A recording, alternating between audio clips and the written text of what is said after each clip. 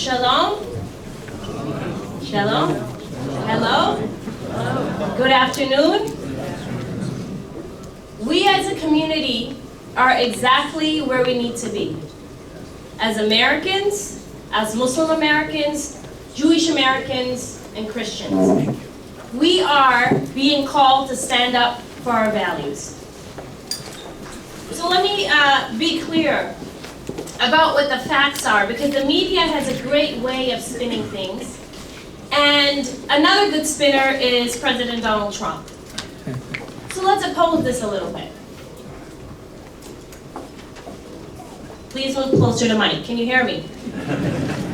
Perfect. So the Constitution is in place to protect our rights. But it's also in place to oppose people that do not want our rights to be protected. Donald Trump, when he came in as President of the United States, he wanted to find loopholes in the Constitution. Does anybody do business here? How do you like it when a business partner finds loopholes? Great. Great, right? Yes. What if he is finding loopholes to further his interests that doesn't work for the business? This is a businessman trying to find loopholes in a document that is not a contract. It's the Constitution of the United States. So how do we deal with that? Number one, we understand the intent of the individual that is trying to find loopholes. What is the intent of Donald Trump? Number one, a complete shutdown of Muslims. Isolating the Muslim American society and community apart from the United States. Number two, let's limit the amount of Muslims that come into our country. The 7 countries that are stated in the order, how many of them are tied to terrorist attacks on this soil? Zero. However, these 7 countries in 2016 had the largest number of refugees coming into this country. So very simple. He looked at the top 7 countries, also identified in the previous administration, and said this is where all of them are coming from. Let's stop them in their tracks. Number 2, we want to give preference to Christians who are being persecuted in Muslim countries. Simple. Do 2 things. Conquer and divide. Divide Christians and Muslims as a narrative in this country, and then pretend that you are promoting equal rights and promoting protecting persecution while just focusing on one group while alienating the others. Is there a narrative in this country where Christians and Muslims do not stand together? Is there a narrative like that? No. So this is a businessman trying to pull tricks on you. And you know what the best way to deal with a businessman who's trying to act like he's president? Is know yourself. So here's the thing that went wrong with President Trump's plan. He did not focus on loopholes. He actually took another step. He put things in the order that are unconstitutional. Oh, and then you'll say, but no, it's not unconstitutional because he never stated Muslims. Well, let me say this.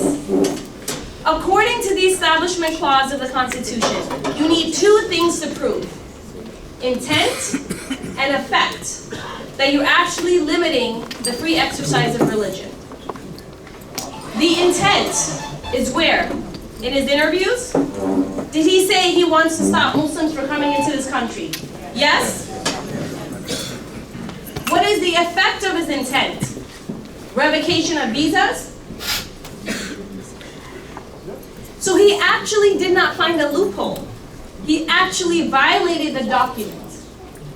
He went on to say in his executive order that we will scrutinize the individuals to say, do you love the country? Do you support American principles? Do you support American people? And then he added two very interesting things that were supposed to be the loophole. And he stated, if there's anybody who supports honor killings or the oppression of women, these two things are heard where? Negative falsehoods and stereotypes of the Muslim American community. He actually took the things that people spread rumors about as being a mass practice about Islam and put it in the executive order. Who do you think he's talking about? Muslims. Section 10 of the executive order. This is fantastic. This one is my favorite. He says, any person who is charged, a foreign national, who is charged with a crime, their information will be publicly shared. So, if I was falsely accused of something, I wasn't convicted. I was falsely accused of something. My information and the charge will be public to everybody. My neighbors will know about it. My community will know about it.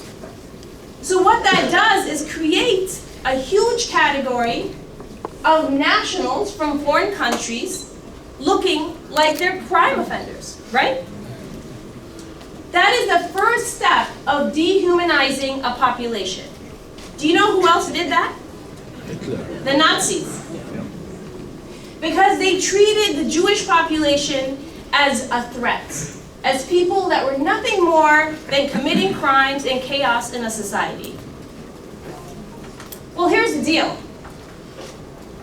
Statistically, he's in trouble. Because the American Muslims have the highest rates of income and education. So you know what that means? When Mr. Spicer states, you know, the people that are talking about it, the people that are debating it, they haven't even read it. It's 5 pages long. This community is educated enough to read it, to understand it, and oppose it. It's 0 minute now. So let me say this.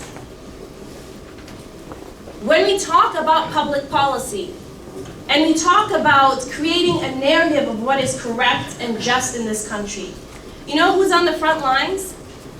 The people on the streets, for sure. And we've done that, and we're going to continue to do that. But so are the congressional representatives. They represent us. They cannot hide behind meetings. They cannot hide behind minutes of meetings. They have to take a stand.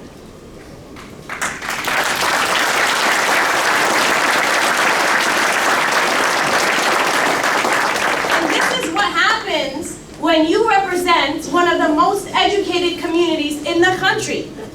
You don't get to tell us that it's gray. There's parts of it that are black and white. And we expect congressional representatives to oppose. Not only oppose, but push bills that say that the morality of this order is against the United States. The identity of the Muslim community is something that is an addition to the United States, an asset. Right now, there is a bill that has been put forth in Congress, in the House. How many of you know about it? Nobody. A few people.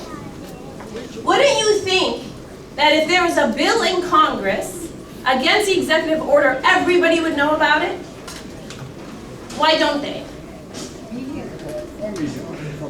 A couple people do. The reason is because with the political office and the positions of elected officials, sometimes it's a good idea to pass a bill, sometimes it's good to sponsor it, but what if something goes wrong? What if there's an attack by a Somali immigrant? Oh no, I've screwed up. So when there's a bill in Congress, they should be loud and proud that they've sponsored it. Jan Schakowsky is a co-sponsor of such a bill. Everybody in this room needs to call her, congratulate her, and help her.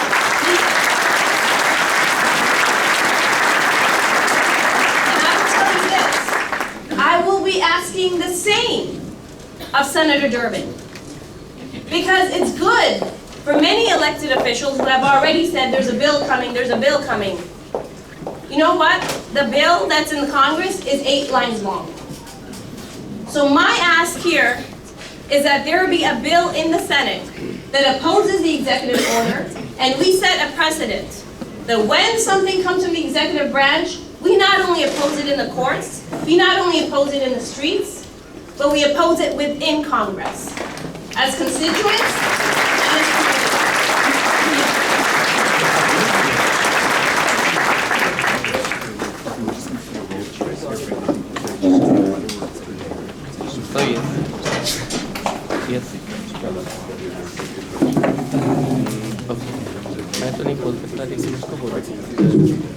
We are going to give a 30 seconds pause